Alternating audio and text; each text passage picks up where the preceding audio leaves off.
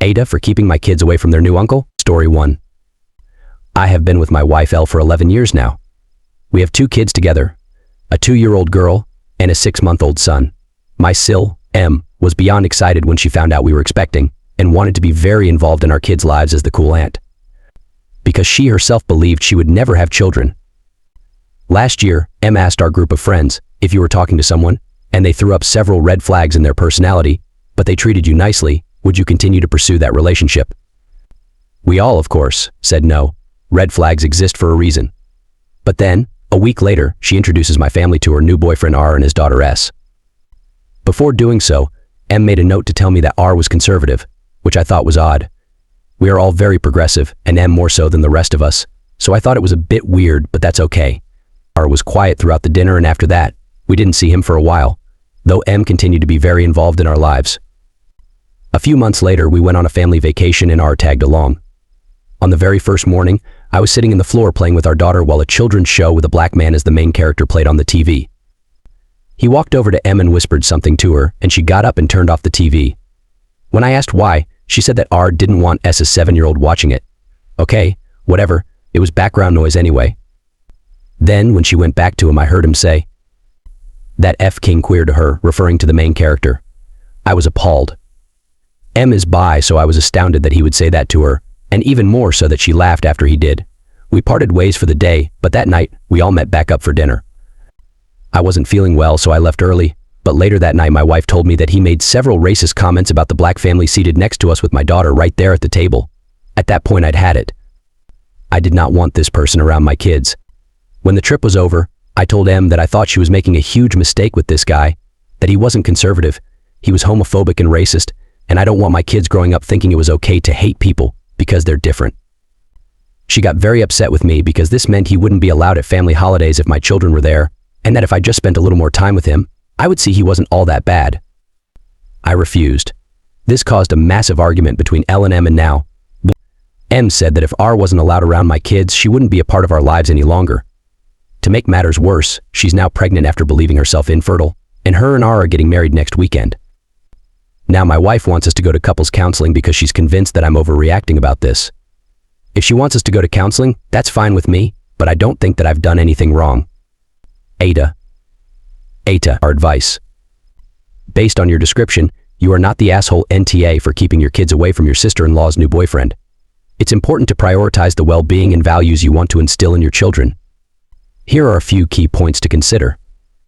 Parental responsibility. As a parent, you have every right to decide who your children are exposed to and what values they are influenced by.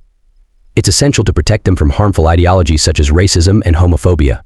Setting boundaries. You're within your rights to set boundaries for your family. If someone's behavior conflicts with your values and poses a risk to your children's upbringing, it's reasonable to limit their presence in your lives.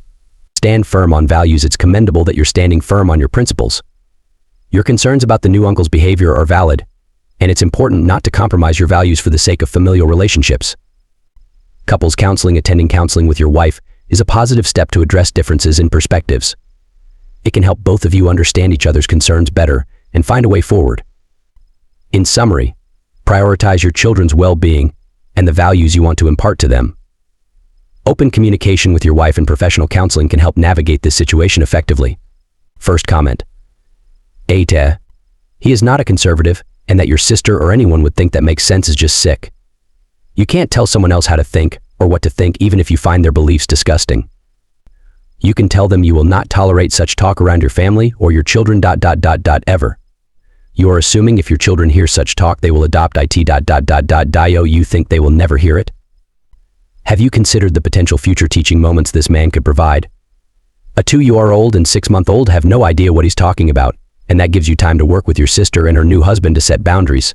NTA, but find a solution rather than cutting your sister and her husband out of your lives. At least try to work it out instead of slamming the door. Second comment. NTA.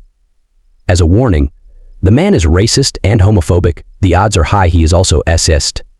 Your wife should be planning exactly how she wants to mitigate the potential damage to your son and daughter having this person in their lives at such a young age. As someone who hit college and realized some of the things my dad had taught me were racist, do you want your kids sitting across from a non-white or gay person when they realize the meaning of what they learned as children? It isn't always slurs either. It is phrases or white grievances that sound so reasonable when you are a teenager. Story 2. AITA for telling my brother he is weird for starting a new family at his age. My kid brother Danny's wife left him after their last kid moved out. They had been married for 25 years. Since he was 20, she was the only woman he had ever been with. She had been part of our family for 30 years.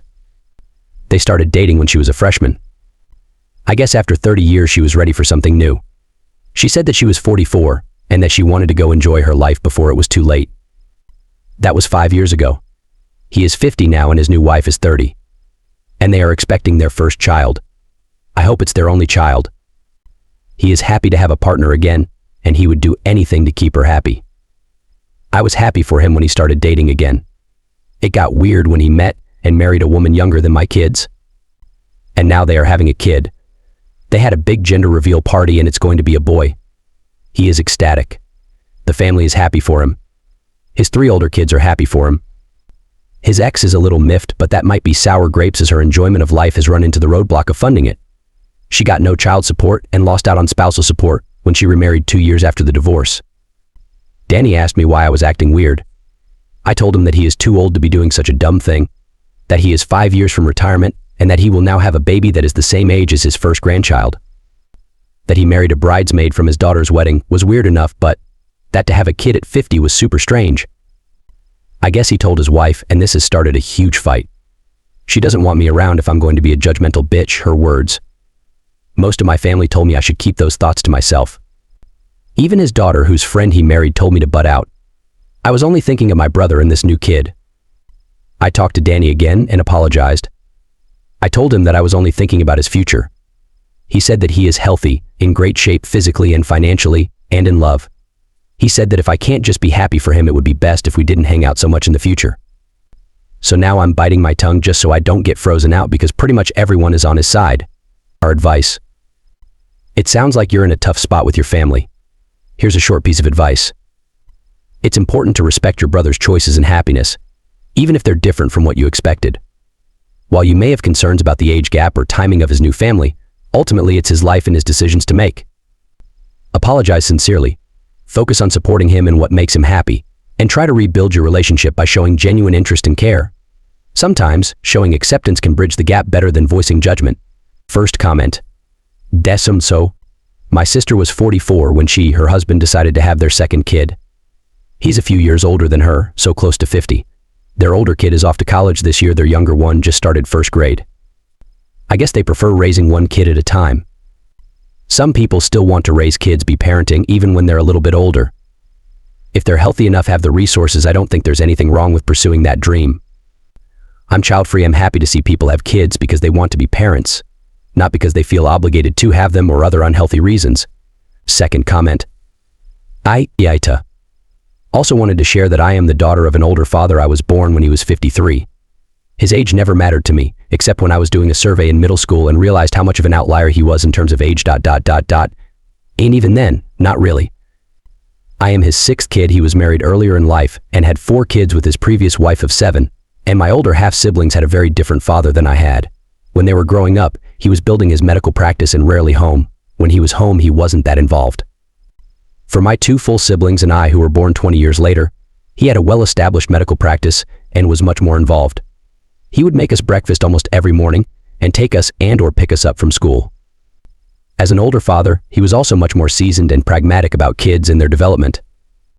Sure, he was older and wasn't the type of dad to take us on hikes in the summer or skiing in the winter, but we found friends who we could tag along for that. Luckily, my dad is still with us today and a pretty active and healthy 91-year-old. Some might even attribute his longevity to having kids later in life.